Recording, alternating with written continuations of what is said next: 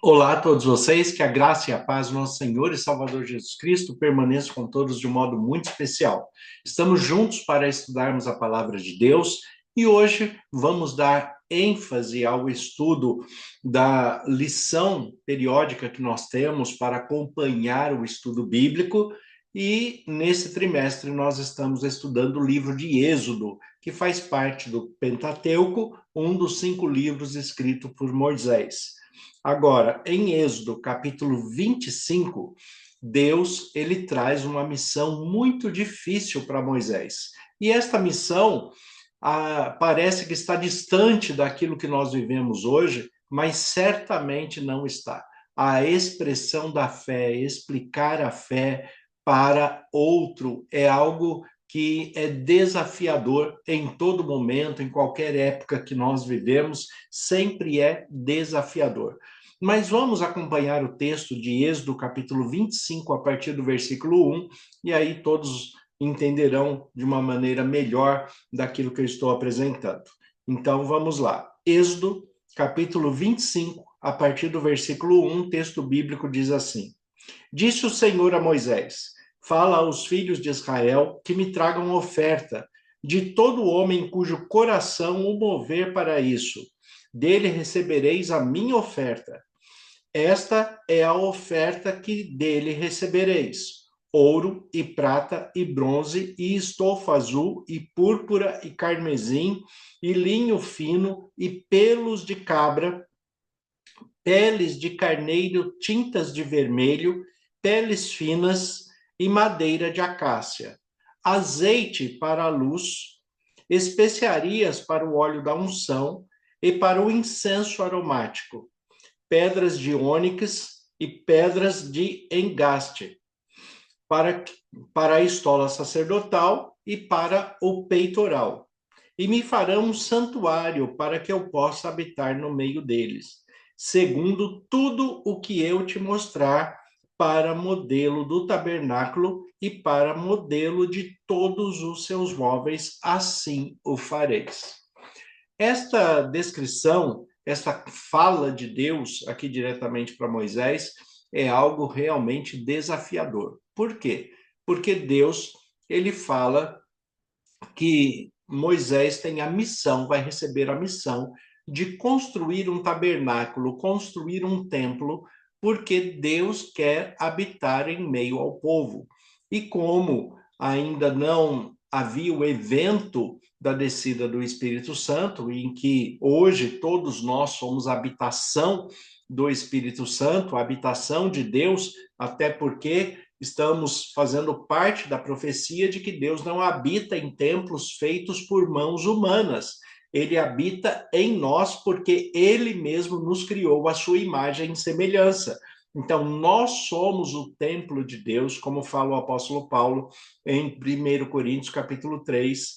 Nós temos ali o texto onde Paulo traz a reflexão: não sabeis vós que sois santuário de Deus e que Deus habita em vós? Então, Deus não habita em templos feitos por mãos humanas, mas ele habita em nós hoje. Nós somos o templo vivo de Deus e é por isso que temos que cuidar do nosso corpo, da nossa mente. Temos que ter um templo saudável para que Deus tenha o prazer de habitar nele. Mas aqui ainda não temos esse evento da descida do Espírito Santo e Deus fala para Moisés que ele vai mover o coração de muitas pessoas para levarem ofertas, e isto é muito importante que nós tenhamos em mente e compreendamos muito bem, porque Deus não quer nada forçado, nada obrigado. Eu sempre falo que Deus quer filhos, ele não quer escravos. Se ele quisesse escravos, teriam mantido no Egito, não precisava libertá-los de lá. Deus quer que nós sejamos filhos e tenhamos prazer em caminhar com ele, que a todo tempo desfrutemos da sua companhia e sejamos guiados pelo seu Espírito Santo e compreendamos qual seja a sua vontade para nós, que é sempre boa, agradável e perfeita. Mas aqui no capítulo 1 do o versículo 1 do capítulo 25 já inicia né, expressando que a fala é de Deus. Aqui disse o Senhor a Moisés: fala aos filhos de Israel que me tragam oferta. Tragam oferta. Por quê? Por causa da espontaneidade, por causa do prazer de doar. Você tem prazer nas coisas de Deus, você tem prazer em doar para que o reino de Deus seja bem visto, para que a igreja que você congrega seja bem estabelecida. É claro que nós sabemos que Deus não precisa de dinheiro. E a expansão do evangelho de Jesus Cristo, ela não precisa de dinheiro, porque o evangelho de Jesus Cristo é pregado a partir da vida de cada um. Mas a manutenção de tudo que é físico neste mundo precisa de dinheiro e precisa de muito dinheiro, não é pouco, né? Então, o que acontece? Quando nós somos motivados pelo Espírito Santo a contribuir com a igreja de Jesus Cristo, com a igreja que você faz parte, independente da sua expressão religiosa ou seu vínculo denominacional, mas a igreja que você faz parte, você quer um lugar confortável, um lugar que tenha uma estética agradável, um lugar que transmita paz e você possa, dentro desta paz, ter um momento de comunhão plena com Deus. Então, a verdade é que as ofertas que nós trazemos para Deus, né, entre aspas, né, esta questão, porque na verdade não é diretamente para Deus, mas para a manutenção do reino, ela se volta como benefício para nós mesmos, porque somos nós que vamos usufruir de tudo aquilo que está sendo aplicado no templo. Então, nós queremos ver a casa de Deus, né, o espaço religioso, nós queremos ver o prédio bem acabado, bem construído, confortável, com bom acesso a todas as pessoas. Nós queremos receber bem, queremos para isso produzir um ambiente agradável, para que ali Deus habite em nós. É isso que nós queremos. Então, Deus fala que ele vai mover o coração das pessoas e que essas pessoas, movidas, né, por Deus, tragam, por espontaneidade, tragam as suas ofertas, e Deus define aqui as ofertas que ele precisa naquele momento para que este santuário, esse tabernáculo, seja construído. Qual o desafio de Moisés? Olha aqui como são as ofertas, né? O versículo 2 fala: aos filhos de Israel que tragam a oferta de todo homem cujo coração mover para isso, dele recebereis a minha oferta. Esta é a oferta que dele recebereis: ouro, prata, bronze, estofo azul e púrpura e carmesim e linho fino e pelos de cabra e pelos de carneiro, tintas de vermelho e peles finas e madeira de acácia, azeite para a luz, especiarias para o óleo de unção e para o incenso aromático, pedras de ônix e pedras de engaste para a estola sacerdotal e para o peitoral, né? Então, estas são as ofertas que Deus pede para que as pessoas levem nesse primeiro momento, porque serão necessárias para a construção deste espaço, deste tabernáculo.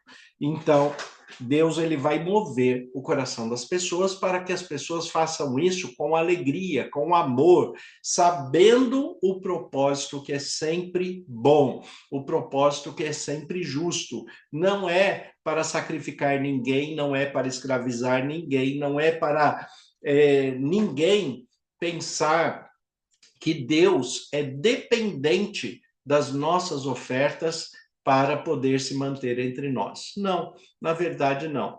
Mas o que Deus fala é que nós temos o privilégio de participar do seu reino, participar do seu templo, do seu tabernáculo. Então aqui as ofertas foram definidas, e aí no versículo 8 Deus diz assim: e me farão um santuário para que eu possa habitar em meio deles. Então, o que acontece aqui? Nós temos Deus na criação, que Deus habita nos céus, mas em Gênesis fala que todos os dias, na viração do dia, Deus vinha falar com um homem no Éden. Então, Deus, ele vem, eu tenho a certeza que Deus continua fazendo isso todos os dias. Vem falar conosco na viração do dia, ou seja, no pôr do sol de cada dia. Ele vem falar conosco de um modo especial para que nós tenhamos comunhão com ele. Então, ali Deus estava no Éden junto com o homem que foi criado, né? E ali eles conversavam, eles partilhavam um momento. Mas por causa do pecado, então esse pecado acabou fazendo separação entre o homem e Deus pela falta de confissão, pela falta de arrependimento. Este homem foi expulso do Éden.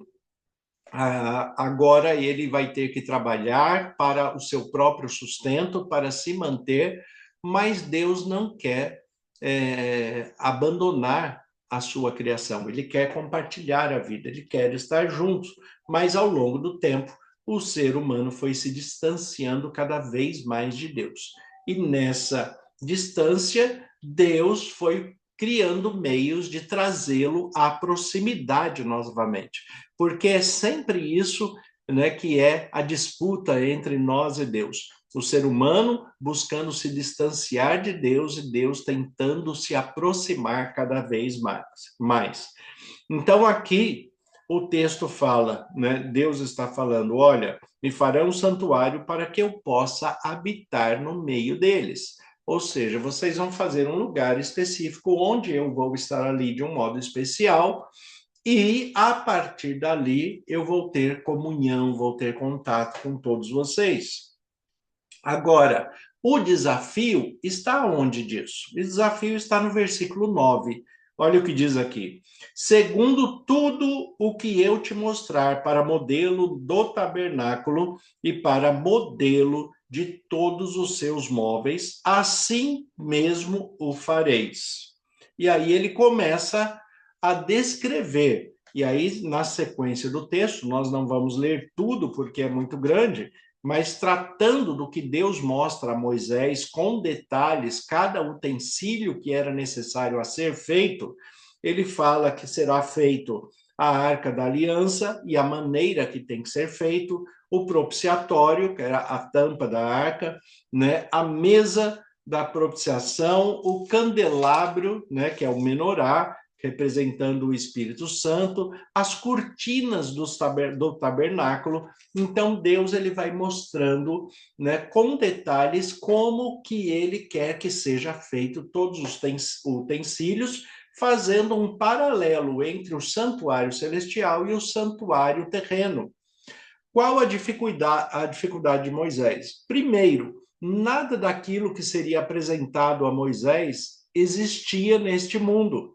Então é muito difícil você ou qualquer pessoa descrever aquilo que nunca ninguém viu, aquilo que ninguém imagina como seja. Então foi mostrado para Moisés e Moisés deveria explicar para as pessoas como deveria ser feito para ser um modelo paralelo igual ao que foi mostrado a ele no santuário celestial. Então é um desafio muito grande, né, Moisés trazer esses detalhes, essa explicação e mostrar, olha, eu vi isso lá. Moisés não tinha celular, Moisés não tinha como registrar a imagem para transmitir, ele só tinha a voz, ele tinha que explicar o máximo possível para que o artífice pudesse construir aquela peça da maneira que Deus o mostrou. Então, isso é uma dificuldade muito grande. E Deus, aqui no versículo 9, fala: segundo tudo o que eu te mostrar para modelo do tabernáculo e para modelo de todos os seus móveis, assim o fareis. E nós temos até hoje, né, esses objetos, réplica desses objetos que faziam parte do tabernáculo e são todos objetos que remetem a Deus. Por isso que não são ícones de idolatria. O que é idolatria? Idolatria é quando você considera um objeto com poder em si mesmo substituindo Deus. Isso é idolatria, né? O objeto que simboliza e que remete a Deus, ele não entra na classificação de idolatria. E aí muitas pessoas se confundem a respeito disso. Então, a Arca da Aliança representava ali a presença de Deus, a fala de Deus, ali guardavam os mandamentos de Deus, também ali era aspergido o sangue do sacrifício para o perdão dos pecados, né? Os querubins que foram feitos para representar os seres celestiais ali também dentro do tabernáculo, a mesa da propiciação com os pães que representavam as tribos, as 12 tribos de Israel. Então, tudo ali remetia a Deus, para que nós observemos os seus cuidados, a sua maneira de se fazer presente, a sua maneira de estar entre nós. Então, o que Deus fala aqui? Olha, vocês vão fazer um santuário, mas o que é essencial? O essencial não é o santuário em si. O essencial é que Deus quer estar presente em nós, aonde nós estivermos. Então, naquele momento, ainda não era possível Deus habitar no ser humano, né? Porque existia todo um processo que ainda iria acontecer, a vinda do Messias, o sacrifício expiatório pelo perdão dos nossos pecados, depois a ressurreição de Cristo, a sua ascensão, e ele enviando o Espírito Santo para que habitasse em nós hoje. Então, nesse tempo aqui de Moisés, nada disso havia acontecido, mas Deus queria se fazer presente. E da mesma forma, Deus quer estar presente no tabernáculo que ele mesmo construiu, que é você. Deus quer habitar em você, na sua mente, no seu coração, ele quer te acompanhar dia a dia, ele quer prover aquilo que lhe é necessário e quer que você tenha a alegria em desfrutar, em compartilhar a sua vida com ele. Assim como ele fez todo o esforço para estar junto de nós, ele quer que nós também façamos de tudo para desfrutar com alegria da sua companhia. Estar com Deus a todo momento, pensar em Deus a todo momento, ver Deus em tudo, em todo momento. É isto que nós devemos buscar e é isso que Deus apresenta como propósito. Então, nós temos que ter respeito por aquilo que vem de Deus, por aquilo que é de Deus. Devemos ter respeito pelo espaço sagrado, e o primeiro espaço sagrado e o maior espaço sagrado somos nós. Então, se respeite, respeite o seu físico, respeite os seus princípios, respeite os seus valores, as relações sociais, as relações familiares, conjugais, respeitem-se, porque assim você estará respeitando o santuário de Deus que foi feito pelas suas próprias mãos. Porque, afinal de contas, hoje, cumprida todas as profecias, Deus não habita mais em templo feito por mãos humanas, mas habita em você, porque você foi feito à imagem e semelhança de Deus. Então, tenha isso em mente e busque se apresentar de maneira íntegra, fiel e agradável. Tenha prazer em caminhar com Deus e permita que Ele dirija os seus passos e você será mais que vencedor em todos os momentos. Senhor nosso Deus e Pai, nós te agradecemos pela tua palavra que é viva e eficaz. Como ministro do Evangelho, em nome de Jesus, eu peço as tuas bênçãos sobre todos os que estão acompanhando esta mensagem. E que o Senhor nos faça compreender os teus propósitos em nós. Caminhe conosco, Deus, que estejamos sensíveis à tua voz. Colocamos nossas vidas em tuas mãos e pedimos que habite em nós, porque fomos feitos por ti e o Senhor tem o prazer em habitar no templo que o Senhor mesmo construiu. Nós te agradecemos e oramos em nome de Jesus. Amém. Que Deus abençoe a todos. Tenha um excelente dia em nome de Jesus.